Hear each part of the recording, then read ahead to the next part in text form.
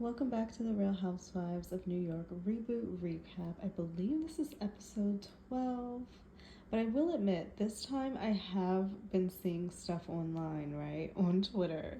It's been all on my timeline. I can't help but look. And what I'm seeing is that, there's some true beef between Giselle and Sai and this sit down that they have. And that Sai was none too nice to Giselle, rude, mean, as she typically has been. And I'm like, what is it with Sai that immediately, we kind of all didn't really vibe with her? Well, a majority of us. My mom still rocks with Sai. I don't know what to say. But, or she doesn't have an issue with her at least. But a lot of us are just not feeling Sai. And I'm like, I don't really know what it is. It's maybe the antics with the I'm hungry all the time, because I feel like we all know that one girl in high school or whatever that always did this I'm hungry personality thing or tick to get the attention from the guys. It's a thing. If you know, you know. But or it's the fact that it kind of always seems like she's complaining, or how she's always trying to one up people with how much they've struggled, or if you've struggled enough, or if your struggle is struggle enough. It's all too much. And maybe the excessive, in the beginning, the first few episodes with the influencer, people tend not to like influencers, but then they watch influencers a lot, so it's kind of weird there, because she's done very well for herself doing that. It's a lot of things, I guess. But I'm very curious what they're going to do with season 2 of this show. Who they're going to keep, who they're going to get rid of. I heard Jenna is not going to BravoCon. And she made a statement how she was just very surprised by how obsessed people are with the show, the franchise, what have you. And I'm like, ooh, Jenna, you are so cool. You're one of my favorites, but did you do your research? They have a BravoCon, okay? That's for fanatics. It's a thing. Bravo, Real Housewives, it's a whole Bravo universe. So I'm just very surprised that she didn't know how big of a deal it was, and then how big of a deal it was that you were coming into an already very established franchise with the New York Housewives. They stopped at 13. We knew these ladies, so people were already set out to be highly critical, because they weren't fucking with this anyway. Some people were just going into it to see what would happen, but it was going to be critical. And maybe Bravo or their teams or whatever didn't prepare them enough for that. But yeah, I don't know why they didn't think it was going to be a thing. So I was surprised to hear Jenna say that. I don't think she's going to be back next season. I really don't see that. I feel like Aaron would come back. I feel like Giselle needs to come back. Uba, I really didn't get much from her till episode 10, 11. She could be a friend. Sai, I would like to see replaced. Bryn, I guess she could stay. She just needs to tone it down just a tad with this whole flirting thing. And like I said, Jenna, I don't think she's gonna stay. I really don't think she is. And yeah, so I already saw that online, so I'm prepared for the Giselle Sai little altercation that's supposed to go down. And I'm already kind of biased because I was already feeling a disconnect where it came to Sai. So I'm just I don't know. I wanted to like her. I really went into this with open eyes, open ears, whatever. Very much okay, I'm going to give this a chance. I'm going to see what this is about. And it was kind of an immediate thing. It's, I don't know. I don't know. But all of the other ladies, I think Erin is annoying, but she brings good drama. Bryn, I think she is over the top with the flirtiness and everything, but at the end of the day, I feel like she's kind of harmless. And then I need the other ladies to just bring it a little bit more. And Giselle, yeah, she definitely needs to stay. So, hello, you guys. I did not watch The Real Housewives of New York reboot last night because I just did not have it in me. But today I have it in me. And I was reinvigorated by the Real Housewives of Beverly Hills trailer dropping about an hour ago. Now we already know because it was so juicy it couldn't be under wraps. And it's like someone's actual real life. Kyle Richards and Mauricio are separated. Mauricio has confirmed, and this trailer for sure confirms it. It was so intense. And, you know, hearing Kyle cry and say, you know, she feels like she's letting, I guess, the fans, the public, the franchise down, because when you think of Kyle and Mauricio, you thought of love and, you know, their children and the house, and they've been married, 27 some odd years, and their relationship just always seemed so beautiful, and Mauricio was always so supportive, and vice versa, with Kyle being supportive to Mauricio, and they were just building this empire. And you look at them, you're like, yes, that's what I want for myself. And then they're divorced. But this year has been horrible for relationships, marriages, what have you. I don't know what the F it is. It's just been horrible. Anytime you fucking turn around, someone's breaking up, someone's getting a fucking divorce. It's just like the energy, like there's something happening, there's something going on, and people are just over it, tired, like, or maybe the stuff that was already brewing is just like coming to a head. Energy is just making it all go left. But it's a lot, and watching that trailer was pretty much all Kyle. And I saw that Crystal was getting, you know, a little loud because I guess the ladies were trying to get her to scream or something, or get her riled up, or get her activated, as they like to say in Housewives lingo. But I was just like, wow. And I see that they're going to Barcelona. There was another scene with Garcelle and her sons, and you know, he was so blunt. But at the same time, I think it's great that she's able to have that conversation with her kid, and, you know, her accept it and hear him, and, you know, validate his feelings, because he was like, you know, I know you're trying to go really hard on this whole parenting thing, but I needed that from you 2 years ago, and you were nowhere to be found. Now I don't need that, and you're trying to do X, Y, Z, and it's not fucking working. So he was just like, I'm paraphrasing, but he was very blunt with her. I saw Erica on Erica Jane. She's still doing her due. Very materialistic. Doree and PK, I'm like, well, my God, are we about to get another Beverly Hills divorce? Because before I get into Doree and PK, I did see that Denise Richards was on there, and her and Erica have beef.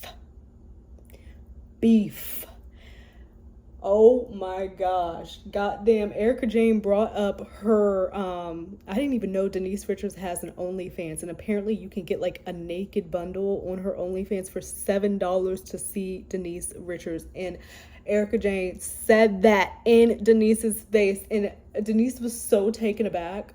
All she could say was like, you are a very evil woman. And Erica was like, I am. I'm like, I cannot wait for this season. And the PK and Dorit shit, yo, I'm like, okay, so you know, they allegedly had their robbery of the house that was on a couple of seasons ago. Was it last season? It may have been last season or the season before that. Anyway, her house got broken into. There was a lot of speculation on that, whether it was true or not, as it was like an insurance scam, all this shit. But she was talking to PK and telling him how she really has PTSD since the burglary happening. Because the guys were like right in her room. She was like talking like all this shit. So she has PTSD. And he was like, PK says, yeah, I can understand that like some of these things are coming from your PTSD, and I can get some of them, but some of these things are just getting annoying. And I'm like, you're calling your wife's PTSD concerns annoying and obnoxious? I think he may have used obnoxious. And I was like, and Dorita's looking at him like, and I'm looking at them like, are they gonna be the next mother effing divorce in the Beverly Hills Housewives franchise? And then the rumors that everybody have been saying are true about Mauricio and Dorit low-key being into each other is going to happen, and PK can go off with his whoever, because there's speculation with that. And then Kyle is already off with her girl Morgan Wade, and then Mauricio and Dorit get together.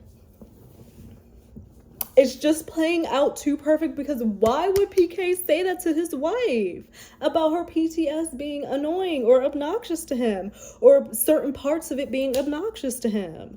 That is so rude and unsupportive. And when I could never fix my mouth to say that to somebody who had gone through something traumatic, like someone breaking into their house in the middle of the night. Now, I know some people don't believe this actually happened. It's kind of split. But if you've ever experienced that, if you've ever experienced something close to that, it's fucking terrifying. I remember back in the day, I had to be maybe 16. We were living like in this big single family house in the suburbs, and the downstairs had these, what are they called? They're like garden doors, like they're the white doors, and it has like the paneling with the windows, but they're not very sturdy. But my stepdad had just, I guess, cut the grass that day, and he brought the machine through those doors. We didn't know that the doors weren't locked appropriately. But what happened was, in the middle of the fucking night, the alarm goes off. I'm knocked the fuck out. I'm a very hard sleeper. All I know is I'm waking up to my stepdad carrying me and the alarm blaring, and I'm like, what the fuck is going on? He has my sister. We're going into like my parents' room, and next thing you know, I'm in the closet with my mom and my sister, and we're sitting there huddled, and my mom is on the phone talking to the police officer. And I can never forget to this day, I was shaking so bad. I could not stop myself shaking because I was that scared. All I thought was that somebody was in my house trying to come for my family, and whatever, you know. And we couldn't really see my stepdad because he was out there. All he really had was like this paddle or bat or whatever. We weren't gun people. I think they got like a gun after that or something. Anyway, but he was out there doing this and another. Turns out at the end of the day, once the police came and they checked everything, they searched the house, that my stepdad had not locked the doors completely in the basement, and it was really windy that day and blew the doors open, which triggered their alarm. But in that moment, sitting in that closet with my mom and my sister, my mom on the phone with the police, it was so scary, and I will never fucking forget that because I could not stop shaking. So, and I feel like I still, even years, 15 plus years later, have a little bit of PTSD off of that shit. So I can definitely see where Dorit is coming from. And for PK to respond in that manner to her is just so dismissive. It's so dismissive. And I don't know what's going on with these guys nowadays. Like, they just are not emotionally in tune, not emotionally connected. Like, they just don't give a fuck. Like, quite honestly, like, they just don't. And I'm seeing that a lot with like the marriages that are, you know, ending, and relationships and this and that. They don't care. And it's like, why should we care if they don't give a fuck? So I hope, I'm not wishing for any downfall in anybody's marriage or situation, but that kind of took me aback. And that would bother me if I were to read from my husband to tell me that my PTSD issues are obnoxious, annoying, or anywhere near those words. It would hurt me. It would hurt me dearly. But I just wanted to chat about that. I'm stalling on watching the New York Housewives reboot because I really don't want to. I I know what happened pretty much. I know Giselle and Sai get in a fight. I know Sai is rude as hell. And I know Aaron is going to be annoying as fuck. So, but I'm going to do it because I said I was going to finish the season out. Okay, so I love how it starts off with Giselle and Pavitt. They're sitting, having brunch or lunch, whatever, and talking about the fact of how Sai completely has misunderstood Giselle and why there's a disconnect. And she's really just wanting Sai to understand where she's coming from. She's not saying she was a super poor person and she had the worst struggle ever. she's just telling everyone, which is what you asked. You asked her to open up.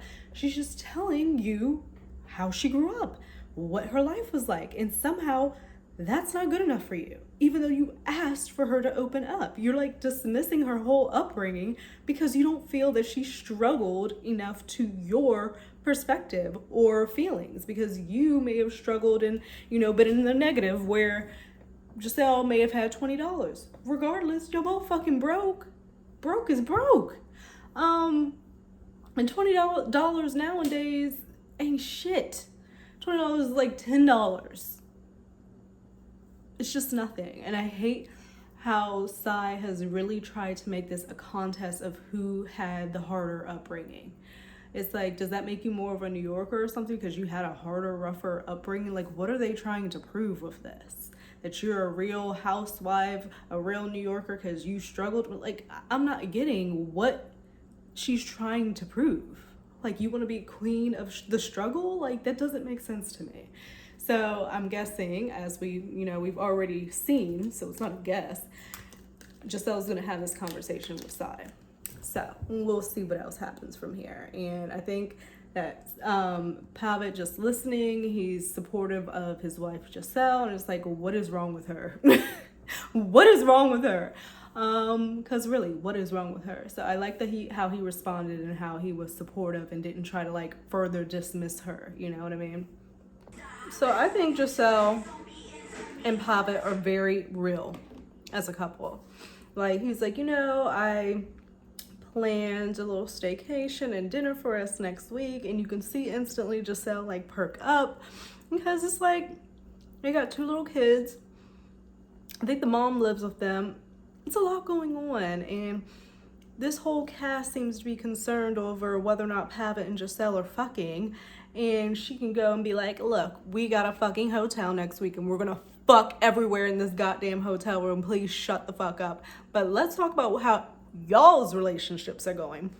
Let's talk about that. Let's talk about the state of your marriages and how you got your man. Because the rumors are out about how Psy got her man. And we don't like homewreckers. The internet doesn't like a homewrecker. Allegedly, that's what they're saying is taking place. So for her to be so into what's happening with Giselle and Pavitt and them not fucking for 2 years after having 2 twins, girl, what is y'all's excuse? What? So we're getting a little moment with Jenna where she is literally coming out of her shell. She's up there on stage giving a little dance. She's out at the gay bar with Bryn, and Bryn is acting as her wing woman. So right now we're getting everybody's love lives and delving into that because we have Giselle, and we know that now Jenna is single, and she said she was talking to this one girl. She's been single for about 2 months, so she kind of feels like a fish out of water. And now we're about to go into the sit down with motherfucking Aaron, her husband Abe, Psy, and her husband. God damn, what is his name? I can't remember. But Psy's husband. But from what I've seen online already, I'm just like, these women have no room to talk about Giselle's motherfucking relationship. No room. And I can't wait to get to this part and like watch it in real time because I've been seeing all the comments online. But like, are you serious? I can't fucking wait. So this is David and Psy walking up to go to the dinner with Aaron. So we'll see how this goes. I just want to see what you guys think. Okay, so last week, I guess in the scenes we didn't get to see, the ladies took when they were on vacation, the ladies took Giselle's phone and sent like a sexy text to Pavitt. So let me see what's going on. So then he responded, "You should really get a towel and dry off." He said you should really get a towel and dry off. That is fucking hilarious. Oh my god. What would happen? Like, what would happen? I would other women. Oh my god. your husband, honey. She's like, what kind of person are you? That's the man you married. And he said it like so instantaneously.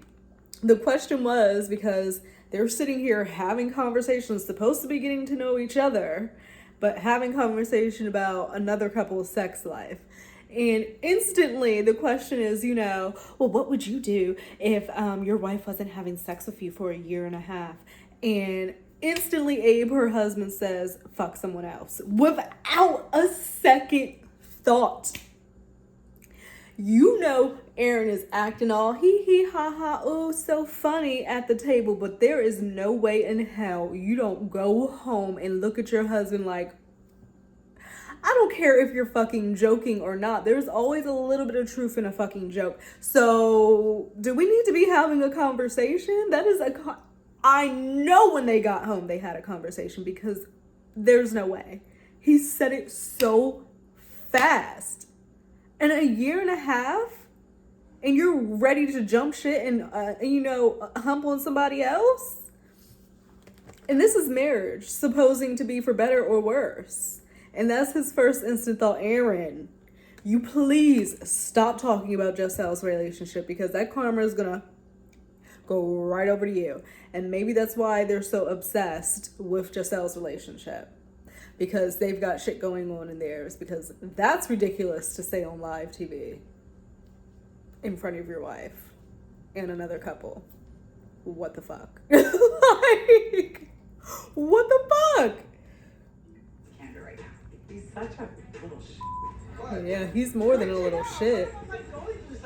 Right. I mean, true sigh. Oh my god. And then he even doubles down on it after, like, Sai was like, Aaron was like, oh, what would happen if, like, I'm going through something? And Sai goes, he'd be fucking other women. And Abe was like, well, just a year and a half is just crazy. Double down on it, on the foolishness, and is looking her dead in the eye. No problem. Doesn't see a problem with it. That's a long time. Yes, honestly.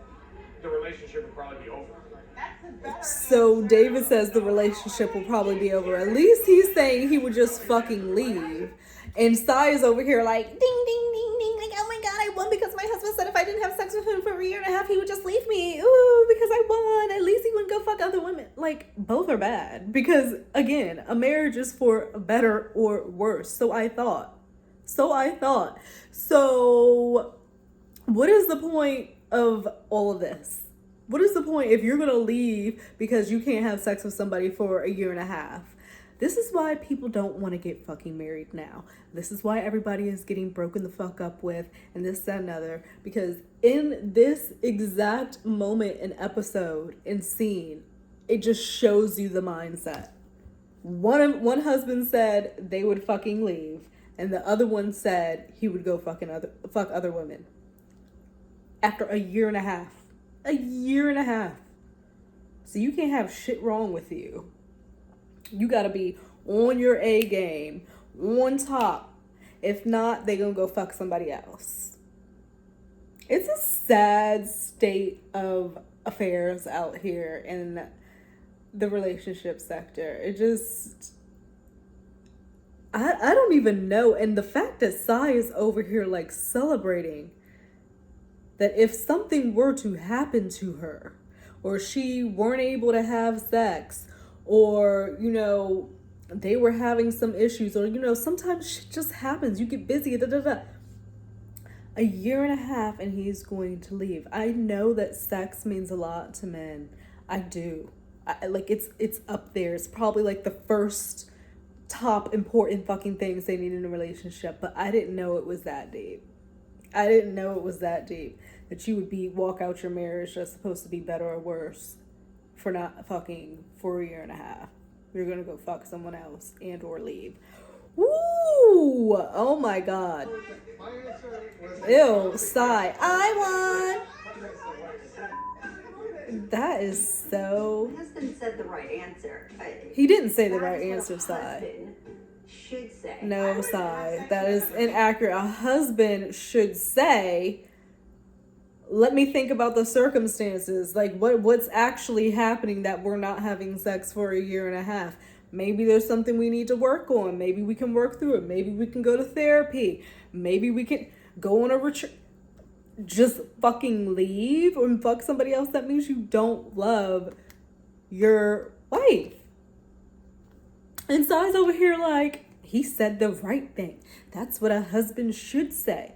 In what world? Oh my gosh. Like, it's so rough out here, man. Let's not go too far, because we talked about this.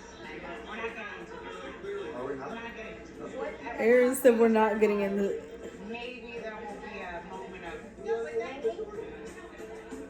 swinging. Not yet, but I think I could be in like 10 years. In 10 years, Abe is saying, see, this is it. In 10 years, he's saying he would be open to swinging and or like a threesome. I don't know what it is with men. Like, be motherfucking single then. Like, why? If that is what you want deep down, why are you getting into a committed relationship, marriage, signing, dotting on the line, going through all of that when you know you're not in it and you're going to be ready to fucking leave after a year and a half? And then in 10 years, you're going to want to swing and have threesomes. Like, that's just wild to me that and they're sitting here having this conversation like it's rational. And Erin has to sit here and act like it's normal and okay and it's funny, you know, so that she doesn't seem like that girl that, you know, just got upset with her husband at a restaurant at dinner because he said some fuck shit. But it is fuck shit that he's saying. I just can't even. Oh my gosh. said it would have to be 2 women. I don't want that. It's 2 did, because I said I want to have sex with another man then. Right. Otherwise it's not fair. It's not fair, right? As long as it's in the same word. But no, you said you would get They're literally having a conversation about this, like a real conversation. Like, this is the conversation Abe and Aaron have had, that come 10 years, he's going to want to open up their marriage. Pretty much. Like, how do you proceed that way? And she's like really not into it. You can fucking tell. She's not into that shit. If this is marriage, I don't motherfucking want it. And this is, I guess, why shit keeps not working out. And we keep seeing all this stuff. Marriages, people getting, because it's just, this is foolish. This is so foolish. And it hurts me that she has to sit up here and act like this is fucking normal and she's okay. Oh my gosh. For dang on side to be like, you know, I understand it's not your thing to like want to do a whole healing session and this and another, the drums, yeah. But for her to say, I have nothing to heal, I'm fine. Like, you have nothing, side, nothing at all. Like, you're good. But I thought she had such a rough upbringing. But she's completely unaffected. This is why Sai really gives off. People don't really fuck with her like that. That is why. Because she says stuff and it's just like, what are you talking about? Everybody has shit they need to heal from and work on. And could, like, what? So Giselle and Pavitt are going to the Ritz-Carlton in Nomad. It's a newer hotel. So she said that she packed toys, she's got lingerie, she's got everything ready for their staycation. She's got a little peekaboo dress. So Giselle is planning for the get down in the Ritz-Carlton in Nomad. Because my goodness. And I hope it goes exactly as she's hoping it goes. And Pavitt is welcoming. And it's probably not the right word, but yeah, you know what I mean? And the girls can like get up off of her, and why they care about her sex life anyway is just wild, because y'all clearly have your own shit going on.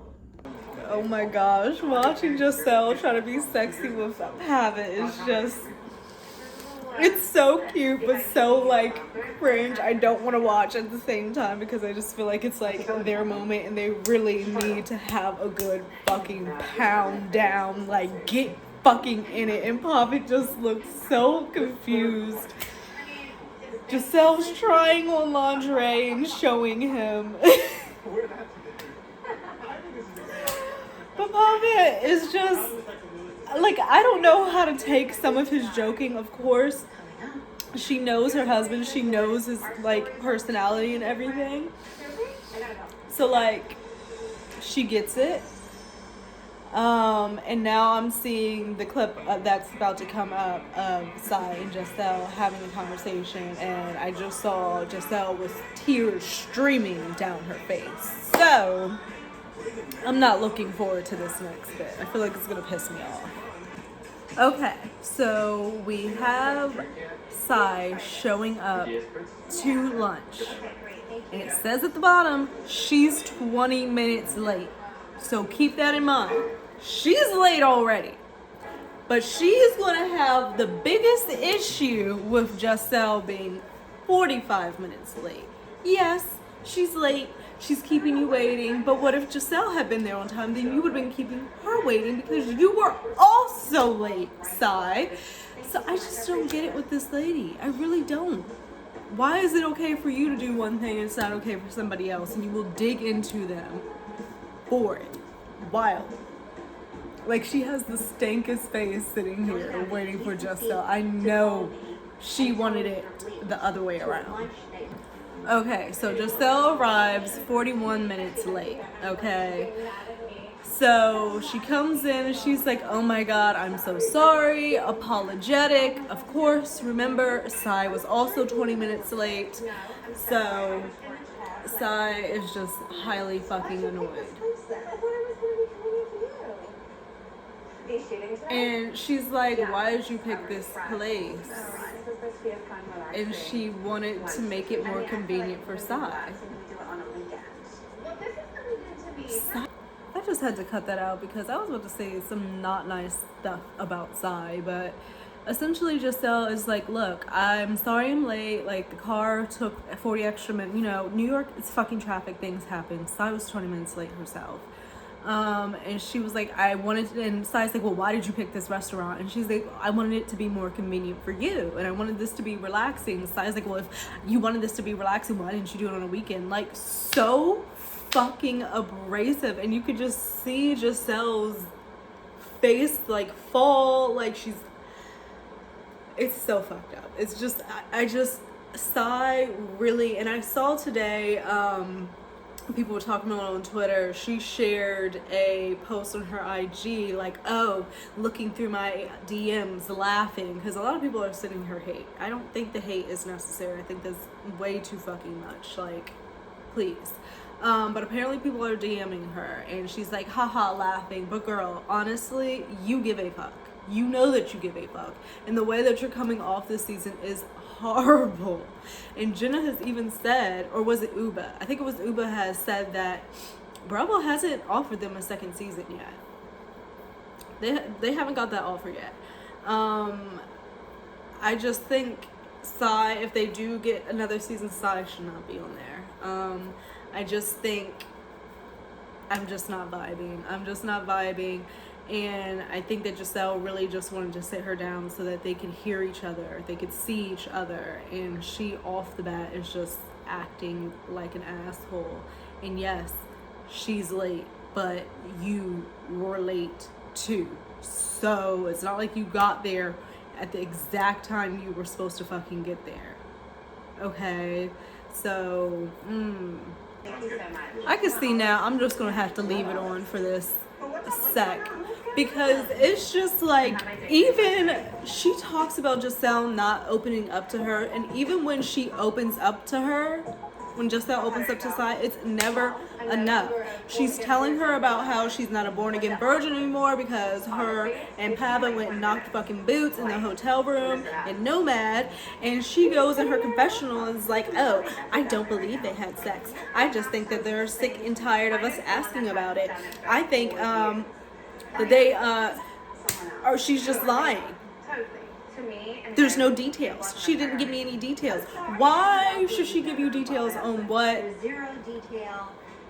she did with her man? sick of us asking. Why do you need those details? You're not gonna believe her anyway. Anything she says, you don't believe. You didn't believe her family story growing up. You don't believe anything to do with her. You don't believe the fact that she didn't have help from her parents.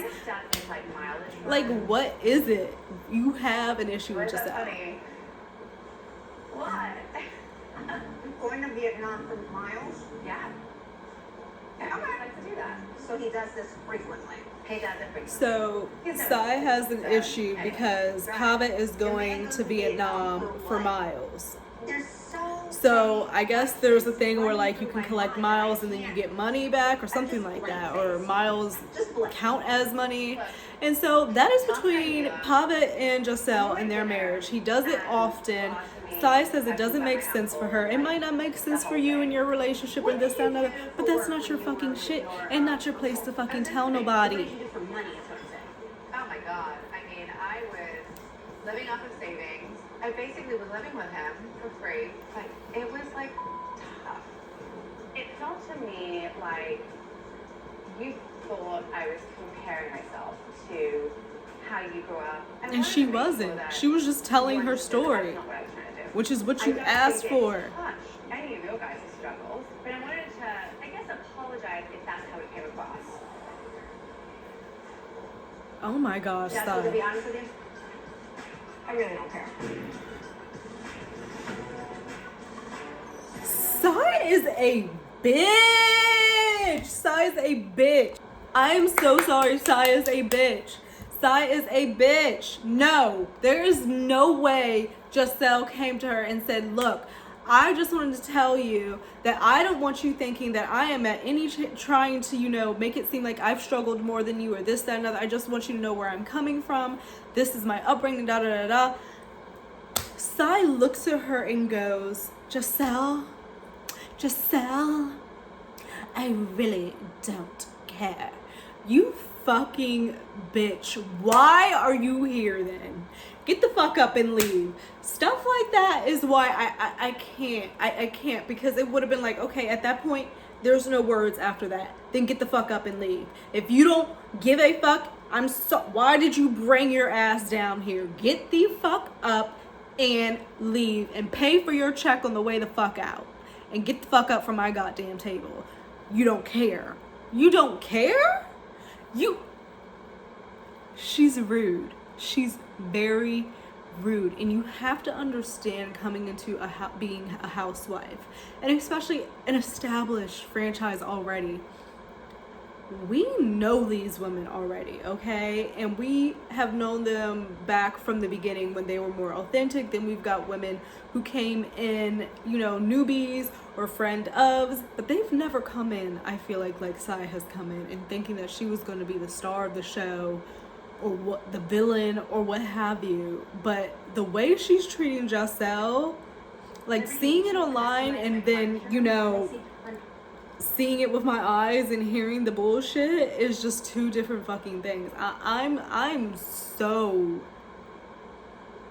turned off by Sai's behavior and personality, and just I don't want her back on a season of Housewives. And I do not say that shit. Like I really don't. Like I do not want Sai back on this franchise. And I know people are like, yes, she's a black Latina woman and this, that, and another, and all she stands for, blah, blah, blah. Then that, it makes it even sadder because I wanted to like her. And it's just, her personality is just so insufferable. It's just so whack. It's so whack. And she thinks she's being cool. That's what also makes it even fucking worse. To be honest with you, Okay, so we're back. I really don't care. Such a bitch. Even now, you don't care. Like, I'm trying to explain. because Right, I didn't she's want trying to you think explain. That I was offending you in any way by my I'm not offended. Okay, that's it. Then why couldn't you just say you're not offended? Why do you say you don't care? Oh, come on. Besides, like, you could have phoned me for that one. You're a fucking asshole. Is that we all know when someone is not being straightforward. Right. I think we feel offended when someone tells us a story and we know that there's some missing from the story. How do you So, know and I that, think we all though, get very Sai? defensive, and we're all just kind of like, well, I'm going to call you out because this is not making sense. And I know I can come off very abrasive, which I You think? apologize. I know that I'm like that. but I genuinely am just like curious. Like I just want to know. How do you go from curious to not giving a fuck? Do you care to know or do you care not to know, Sai? That's very contradictory. And anything she does open up with you guys, she is saying that it's a lie or it's not good enough. And now like she's fucking crying saying she's scared to even share anything because y'all pick every fucking thing apart. Straightforwardness is what we want. She's being straightforward. Simple story. Just gotta own it, Jessica. Just own this. Have you noticed? When Sigh. you just own it, no one really messes with you. Yeah. That's the key here. Sai is I know. horrible. We're just not seeing eye to eye. Did I expect like the cold reception? No. Look, the other thing that kind of really hit home with Wow. me She's so was bad.